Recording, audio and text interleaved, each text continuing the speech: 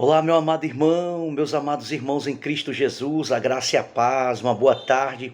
Estamos aqui gravando mais uma devocional nesse propósito dos 365 dias com Deus, né? Devocionais diárias para nos ajudar nessa caminhada, né? Maravilhosa, essa caminhada cristã, e com certeza nós chegaremos até o final, porque quem nos conduz, quem nos sustenta é o Senhor Jesus Cristo, pela sua palavra, pelo seu Santo Espírito.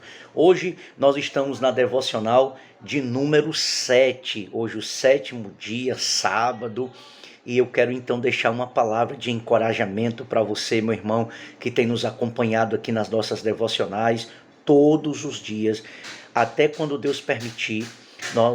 O nosso propósito é chegarmos até, em nome de Jesus, 31 de dezembro de 2023, tá bom? Então, desde já eu agradeço cada um dos meus irmãos que se inscreveram no nosso canal, que compartilham os nossos vídeos, e eu te peço que você continue fazendo isso, fazendo chegar a palavra de Deus de maneira poderosa, aos corações que precisam, né? A palavra de Deus é preciosíssima, a palavra de Deus é o alimento para a nossa alma. E hoje, na nossa devocional de número 7, nós falaremos sobre nós temos uma herança. Nós temos uma herança. Você tem uma herança, né? Interessante é que na história, né, dos filmes que a gente assiste, é interessante que os pais, né, as pessoas deixam herança para os seus filhos, mas na vida real também isso acontece, de pessoas ricas ou pessoas que possuem alguma propriedade, algum dinheiro, e aí ele faz um testamento, né, deixando herança para os seus entes queridos. É óbvio que muitas vezes é motivo de briga com as famílias, a gente vê constantemente os noticiários, as pessoas brigando pela herança dos falecidos, mas há uma herança incorruptível, há uma herança que é muito maior, que é muito melhor do que qualquer ouro, do que qualquer bem, de que qualquer riqueza desse mundo. Então vamos aprender um pouco sobre essa herança, o privilégio que temos de ter essa herança, de participar dessa herança, essa herança eterna, e que é a nossa razão de viver. Então vamos lá. Então vamos ler, continuando aqui o livro dos Salmos, né? Precisamente o Salmo de número 119, que as suas divisões começa sempre com uma letra do alfabeto hebraico, né? E hoje a palavra do hebraico é o et, né? Nesse estrofe, né? Lembre-se que o livro de Salmos é um cântico, é um estrofe, né? Então tem várias partes que os salmistas, os cantores cantavam, entoavam cânticos, esses cânticos no culto público, né? E aqui no Salmo de número 119, que é a nossa reflexão de hoje, nós temos uma herança, o versículo 57 e 58 do Salmo 119, que nos diz assim, eu vou ler para vocês na versão NVT, a nova versão transformadora, que nos diz assim: Senhor, tu és a minha herança. Aí você já começa a entender que a nossa herança é o Senhor, não é os bens materiais, não é o dinheiro, não é o carro, não é uma casa com vários cômodos, com banheiro, com piscina, riquezas, terrenos, roupas boas, carros importados. Não, a nossa herança não é nada disso. Nossa herança não está nesse mundo. A nossa herança é o Senhor. O salmista começa dizendo isso. E ele continua: prometo obedecer às tuas palavras. Aí o verso 58. Busco o teu favor de todo o coração. De todo o coração, tem misericórdia de mim, como prometeste. Então, tratando aqui sobre esse tema, o salmista já começa a dizer que a herança dele é o Senhor. E olha que o salmista, e precisamente Davi, que é um dos mais conhecidos, né, salmistas, ele era um homem muito rico. Evidentemente que a Bíblia registra a riqueza de Davi. Se você, por exemplo, analisar a oferta que Davi dá do seu próprio tesouro para a construção do templo, irmãos, dá muito ouro, muita prata, muita coisa. Então Davi era um homem rico.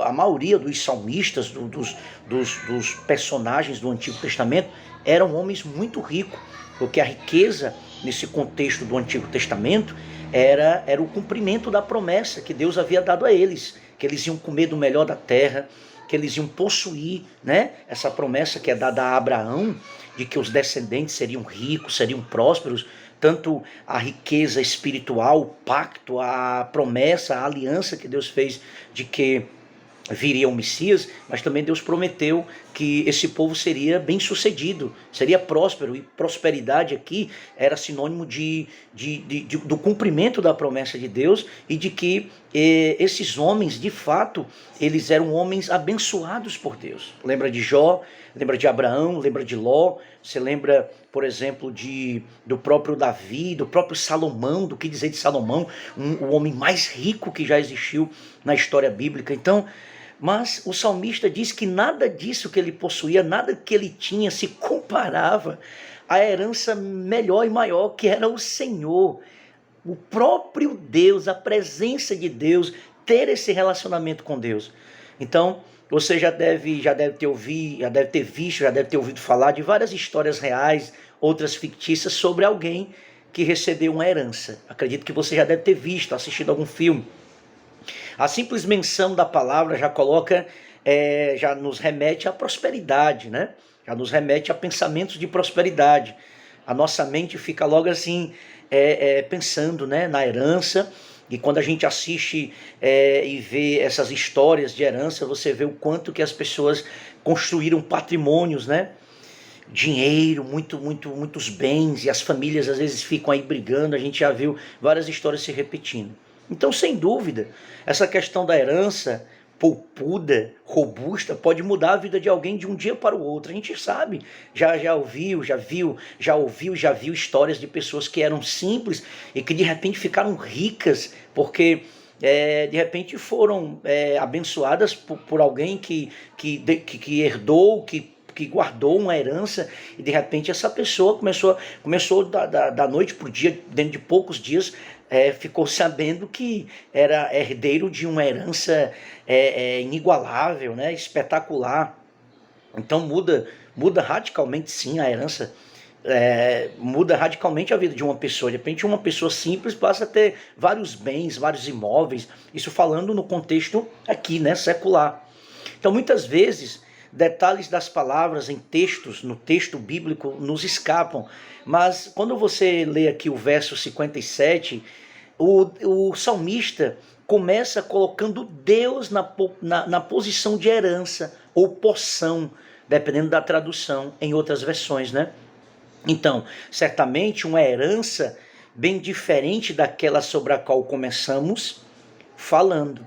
Então, nós começamos falando aqui, nessa devocional, trazendo um paralelo entre a herança dos homens, a herança secular, e comparando a herança espiritual, né? Trazendo esse paralelo. É óbvio que nem se compara. Você ter Deus, você ter a presença dele. Eu fico pensando, por exemplo, esses dias eu preguei sobre a queda do homem e fiquei pensando o estado pleno que Adão e Eva desfrutavam ali no Jardim do Éden. Olha a beleza daquele lugar. E o melhor disso tudo, a presença de Jesus, a presença de Deus, do Senhor Jesus, a Trindade ali naquele lugar. Eles desfrutavam da plenitude de uma paz, de uma alegria completa. Essa é a verdadeira herança do homem, é a presença de Deus, é o Senhor, é poder ter esse relacionamento com a sua palavra, com Deus, conhecê-lo, amá-lo, senti-lo, ser guiado por ele e em breve contemplar a face dele, viver para sempre na glória dele, na majestade, na santidade dele. É a nossa maior herança. E o salmista começa falando exatamente sobre isso, diferente da herança secular, que um dia vai se acabar, que um dia vai perecer, que um dia vai passar. Como disse o próprio Senhor Jesus, os tesouros da terra passam, as traças consomem, né? Passa. Mas a herança eterna, ela permanece, ela é eterna. Os ladrões não roubam. Então, perceba que o salmista não fala das bênçãos do Senhor. O salmista não está falando das bênçãos do Senhor. O salmista não está falando das obras ou das coisas que o Senhor Deus faz. mas nem dos seus livramentos ou respostas de oração. Ele não está falando sobre isso, não. Ele mesmo é a nossa herança, o próprio Deus é a nossa herança e traz riqueza à nossa vida. É a única resposta plausível a esse presente. A única resposta plausível a esse presente é simplesmente obediência. Pois como andaríamos de forma contrária a um presente tão maravilhoso, que nos dá sentido à vida? Assim como a herança pode definir o novo rumo do herdeiro, o Senhor Deus, como nossa herança, deve definir o rumo da nossa vida em obediência. Então, quando nós olhamos para Deus, quando nós desfrutamos, nos deleitamos com o Senhor, nós não o amamos por interesse, não há barganha num verdadeiro relacionamento com Deus. Deus pode fazer ou não fazer, mas eu amo, eu adoro, eu quero Ele, eu quero a presença dEle, eu quero obedecê-lo. Não tem como a gente não se submeter a esse Deus. É por isso que Paulo diz, o teu amor, Senhor, me constrange.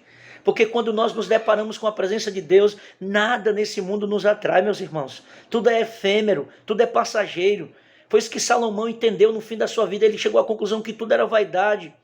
E que o fim do homem, o que era mais importante para o homem era obedecer a Deus e guardar os seus mandamentos.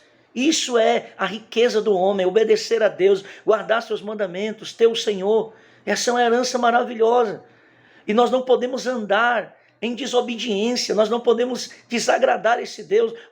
Como eu desejo sempre agradar o Senhor. Quando eu olho para o meu passado, eu me entristeço profundamente. Se eu pudesse voltar alguns anos atrás, jamais faria contra esse Deus maravilhoso, contra esse Deus santo o que eu fiz. Mas Ele me perdoou, e aí, por Ele me perdoar, me dar uma nova oportunidade, ter restaurado a minha vida, o meu casamento, o meu ministério, eu me rendo a Ele, quero viver em obediência a Ele. Prefiro a minha morte, de que entristecê-lo, de que desagradá-lo, de que quebrar outra vez a aliança com Ele. Porque Ele é o maior bem. Em outros salmos, o salmista diz, Senhor, Tu é o meu bem maior, Tu é o bem maior que eu tenho nessa vida. Eu não quero riqueza, eu não quero prata, eu não quero ouro, eu quero a Tua presença, eu quero viver para Te agradar, eu quero viver, meu amado Deus, na perspectiva de Sua vontade.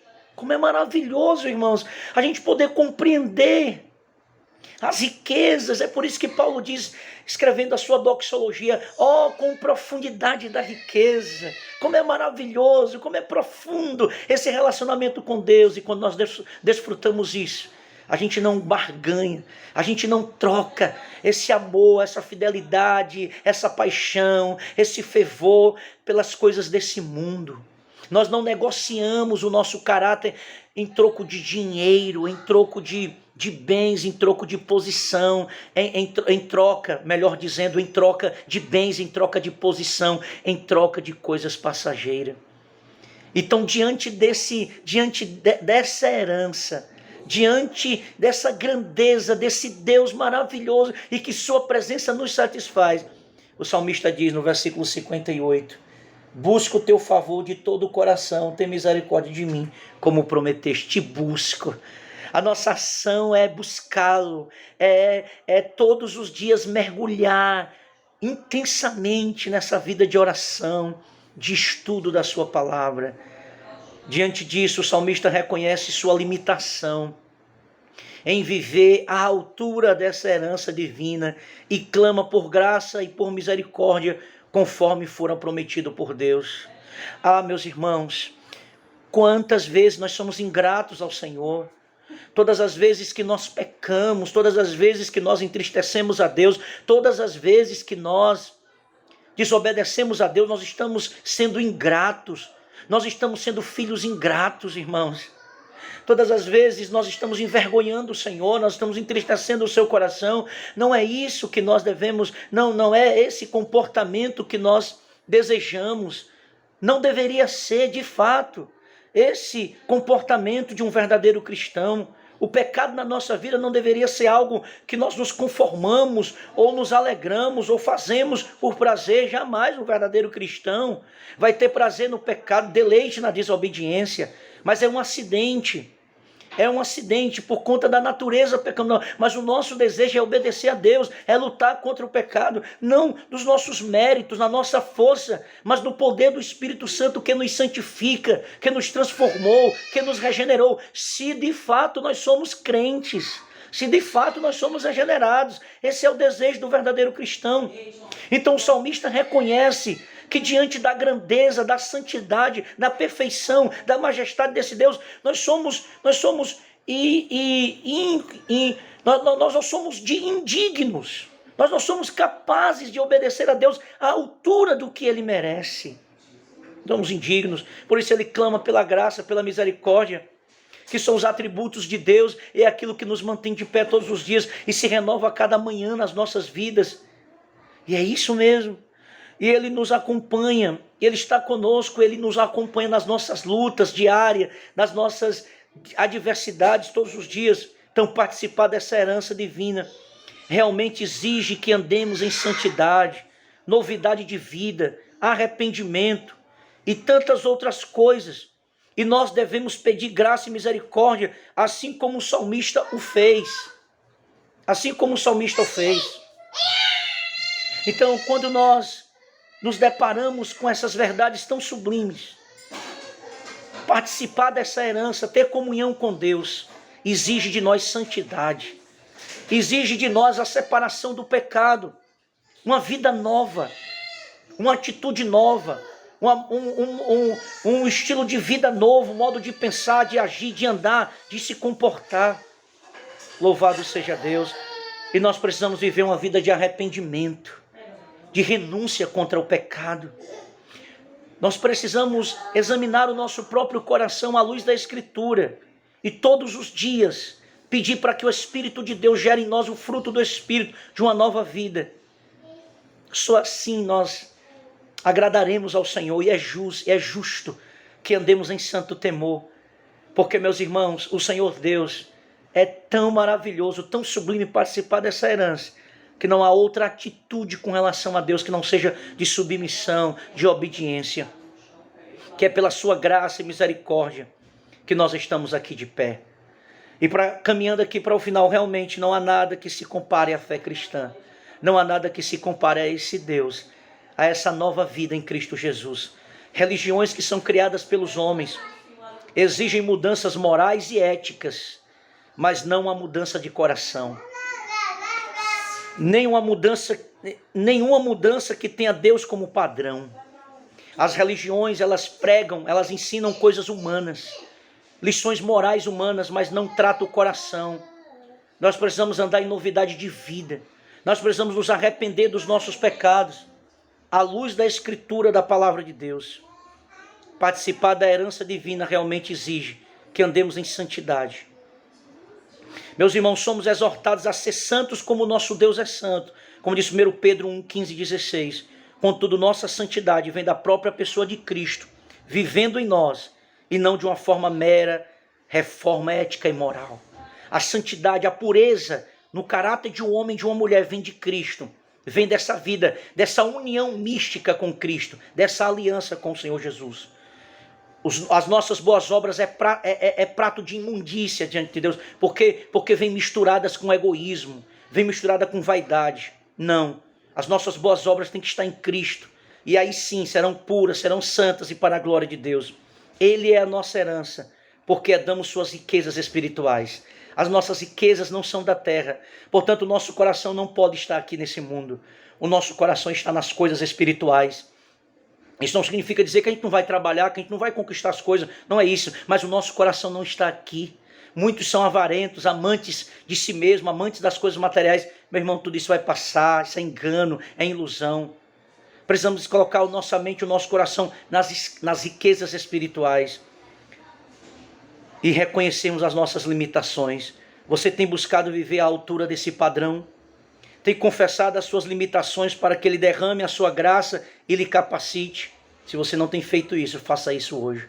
Reconheça que tudo na sua vida é a graça de Deus, tudo que você tem é a graça de Deus, mas a sua maior riqueza é o Senhor. Então agrade a Ele, viva para a glória dEle, porque é Ele que te capacita, é Ele que te sustenta todos os dias. Que nós possamos então louvar o Senhor todos os dias por essa herança maravilhosa e jamais abrirmos mão dela e permanecer firmes até o fim. E um dia nós iremos estar lá diante do Senhor com o corpo glorificado e transformado. Vale muito a pena servir a esse Deus. Amém? Vamos orar, Pai Santo. Tu és a nossa herança, Senhor Jesus. Tu és tudo para nós. Nós não temos outro bem além de Ti. E jamais queremos prata, ouro, Senhor. Queremos estar sempre pensando nas coisas espirituais, escolher a melhor parte, que é estar aos Teus pés. Tira a avareza, o orgulho, a vaidade do nosso coração, nos converte a Ti, Senhor, para que andemos em obediência e todos os dias possamos andar como cidadãos do céu e andar nesse padrão de vida cristã. Obrigado, Senhor, por essa devocional, em nome de Jesus. Amém. Deus te abençoe e até amanhã, se Deus quiser.